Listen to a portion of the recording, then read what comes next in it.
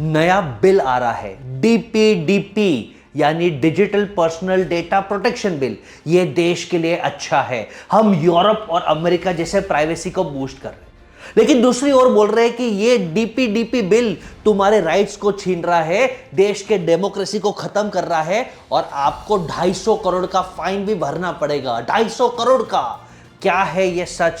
क्या है ये जुमला? समझते हैं आज के ये लॉन्ग वीडियो में। भैया मोटा भाई ने ऑयल को उल्टा कर दिया और जियो बना दिया। जियो यानी ऑयल ही है उल्टा, और डेटा नया ऑयल है। इंडिया के पास आज 85 करोड़ से ज्यादा इंटरनेट यूजर्स है, यानी पर्सनल डेटा सिक्योरिटी बहुत इंपॉर्टेंट है। तो गवर्नमेंट ऑफ इंडिया ने एक अच्छा कदम तो लिया है सिटीजन्स को प्रोटेक्ट करने के लिए।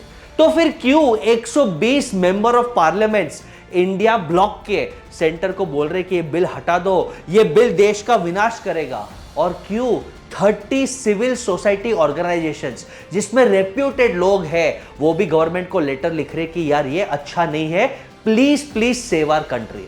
तो आज ये लॉन्ग वीडियो में पूरा अंडरस्टैंड करेंगे कि ये डीपीडीपी बिल अच्छा है, बुरा है और फ्यूचर कैसा है।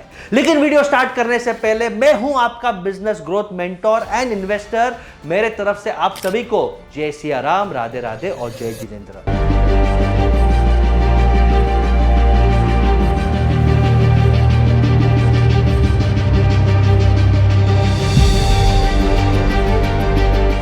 अब अंडरस्टैंड करते हैं ये डीपीडीपी एक्ट क्या है। इमेजिन करो भाई, आपने अपने फोन को या आईपैड को अपने दोस्त को दे दिया और वो बिना आपके परमिशन आपको पूछे आपके चैट्स, आपके फोटोज देख रहा है। ये सही है या गलत है? ये गलत है, और यही प्रोटेक्ट करता है digital personal data protection act 2025 का। ये एक ऐसा रूल बुक है जो बोल रहा है बहुत स्पेसिफिकली 5 चीज। पहला, कि किसी का भी पर्सनल डेटा यूज करने से पहले उसे पूछो। सेकंड, एप्स और वेबसाइट को एक्सप्लेन करना पड़ेगा कि डेटा उन्हें क्यों चाहिए। थर्ड, अगर आपने ना बोला तो फाइनल है, नो मीन्स नो। जैसे पिंक मूवी में था, ना का मतलब ना, no means no, you must respect it. Fourth, आप ऐप को अपना डेटा कभी भी अनकंडीशनली डिलीट करने को बोल सकते हैं। और फिफ्थ, सबसे इंपॉर्टेंट, अगर आप 18 साल के नीचे हो, if you are a minor, तो आपको एक्स्ट्रा प्रोटेक्शन मिलता है, पेरेंट्स और गार्डियन का हेल्प लगेगा। तो ये लॉज बहुत अच्छे हैं, लेकिन कहानी यहां पे खत्म नहीं होता। अगर कोई कंपनी या प्राइवेट एसोसिएशन ये रूल्स को तोड़ता है तो एक स्पेशल बोर्ड बन रहा है जो वार्निंग दे सकता है, या तो फिर उन्हें 250 करोड़ का फाइन या और अच्छा पेनल्टी दे सकता है एक डिजिटल पुलिस। तो भैया क्यों चाहिए ये सब? प्राइवेसी को कंट्रोल करने के लिए इतना सारा मचमच क्यों चाहिए दोस्तों? देख लेते हैं। 2016 में 32 लाख डेबिट कार्ड होल्डर्स के डेटा लीक हो गए। इंडिया में डेटा की कीमत ही नहीं। आप जाओ एक दिन में बैंक में लोन अप्लाई करने के लिए, आपको हजारों कॉल्स, ईमेल, एसएमएस, व्हाट्सएप आ जाएंगे और इधर उधर सब लोग हमारे आधार कार्ड मांग रहे, आधार कार्ड मांग रहे। वो आधार कार्ड भी मिसयूज हो जाता है। ये होता है। यस, 2018 में आधार का ब्रीच हुआ, 13 करोड़ यूजर्स वर इंपैक्टेड। 2019 में जस्ट डायल ने एक्सेप्ट किया कि भाई हमारा डेटा प्राइवेसी सिक्योरिटी अच्छा नहीं है, 10 करोड़ यूजर्स का डेटा एक्सपोज हो गया। 2020 में ये यूनिकॉर्न, ये स्टार्टअप्स जिनको करोड़ों फंडिंग मिल रहा है, अन अकेडमी और बिग बास्केट, उनके 4 करोड़ का यूजर्स का डेटाबेस लीक हो गया। 2021 में 30 मिनट्स नहीं तो फ्री बोलने वाला डोमिनोज ने 18 करोड़ कस्टमर के रिकॉर्ड्स लीक हो गए, ये माना उनके तरफ से। और भाई साहब 2022 में इंडिया का रैंक आया 7th in the world.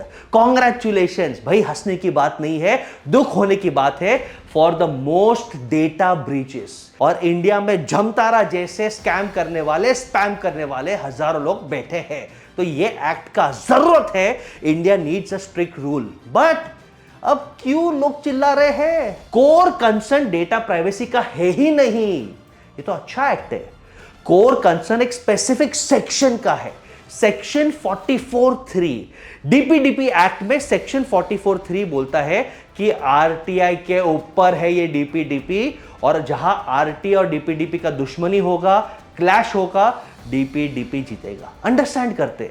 44(3) section बोलता है पर्सनल इंफॉर्मेशन को हम एक्सेस नहीं देंगे even if it is related to a public activity.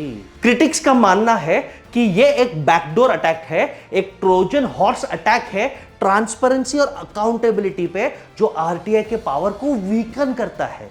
Congress leader Jairam Ramesh ने बोला, अश्विनी वैष्णव जो आईटी मिनिस्टर है, कि ये डेटा प्रोटेक्शन एक्ट 2023 को निकाल दो, और आईटी मिनिस्टर बोल रहे कि नहीं नहीं ये आरटीआई को कुछ नहीं कर रहा है। वो तो बोलते हैं कि ये पुट्टास्वामी प्राइवेसी जजमेंट को एंकरेज करता है, प्राइवेसी और ट्रांसपेरेंसी को बैलेंस कर रहा है। आरटीआई एक रेवोल्यूशनरी लॉ था, एक ऐसा तूफान था जो सिटीजन्स को गवर्नमेंट के सामने हिसाब और इंफॉर्मेशन मांगने की ताकत देता था। और आरटीआई का एक सेक्शन है जो बहुत इंपॉर्टेंट है, वो सेक्शन 81J है। वो बोलता है मोटा मोटी कि अगर आपका प्राइवेट इंफॉर्मेशन है और वो पर्सनल इंफॉर्मेशन है, बट अगर वो लार्जर पब्लिक इंटरेस्ट के लिए इंपॉर्टेंट है तो आरटीआई में उसे डिस्क्लोज करना पड़ेगा, नहीं तो आप उसे डिस्क्लोज नहीं कर सकते। प्राइवेसी जिंदाबाद।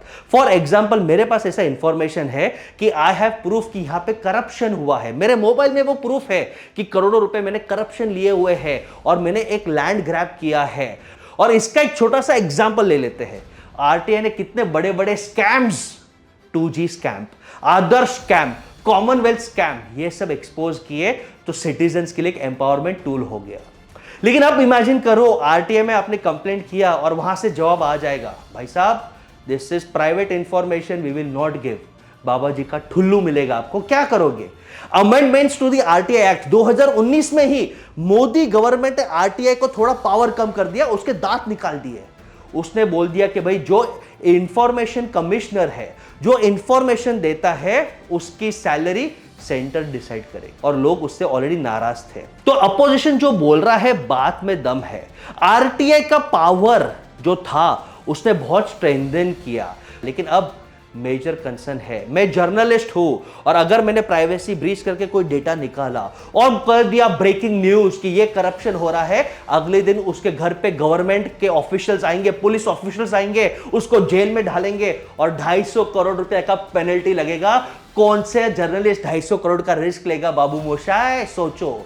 और आरटीआई के बिना पावर अनकंडीशनल होता है, जो बहुत डेंजरस है। ऑलरेडी इंडिया 180 के रैंक में 159 आता है in world press freedom index. Government कोई भी हो, वो प्रेस को इनडायरेक्टली कंट्रोल करता है, और इसमें अब सोशल मीडिया का पावर राइज हो रहा है। और कल उठ के अगर आपने इंस्टाग्राम लाइव पे ब्रेकिंग न्यूज बोल दिया और ऐसा कुछ इंफॉर्मेशन लिया जो प्राइवेट इंफॉर्मेशन है, आप जेल में जाओगे, 250 करोड़ का पेनल्टी आपको चुकाना पड़ेगा। गवर्नमेंट की hiring, exam results, land deals, public official के सैलरीज, अब ये सब इंफॉर्मेशन आरटीआई से आपको नहीं मिल सकता।